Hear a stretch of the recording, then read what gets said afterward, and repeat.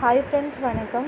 வீடியோக்குள்ளே போகிறதுக்கு முன்னாடி சப்ஸ்கிரைப் பண்ணிடுங்க, அப்படியே லைக் பட்டனை கிளிக் பண்ணிடுங்க. நம்ம இன்றைக்கி பார்க்க போகிற செடியோடது சங்குப்பூ. சங்குப்பூ செடியில் இவ்வளோ மருத்துவ பயன்கள் இருக்குது அப்படின்னா நீங்கள் நம்ப மாட்டீங்க.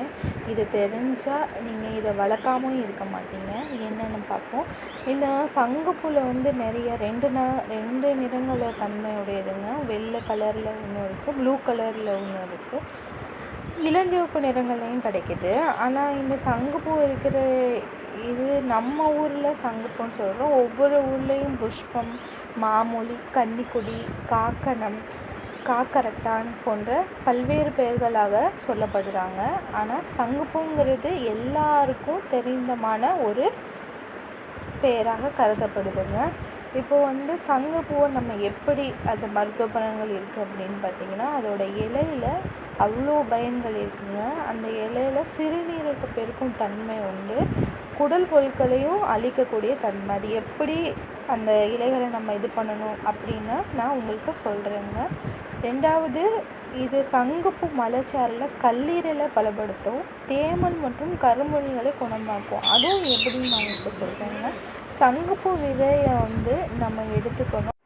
சங்குப்பூ இலையை எடுத்துட்டு நம்ம சூடான தண்ணியில் போட்டு நல்லா கொதிக்க விட்டு அந்த தண்ணி வற்றினோன்னே, இலையோடு சேர்ந்து தண்ணி வற்றினோன்னே அதில் சமபங்கு இஞ்சி சாறை கலந்து சுவைக்காண்டி தேன் அல்லது பனங்கற்கண்டை கலந்து நம்ம குடித்தோம்னா குடலில் உள்ள பூச்சிகளை அழிக்கக்கூடிய தன்மை கொண்டது மற்றும் சிறுநீரை பெருக்கும் தன்மையும் கொண்டது.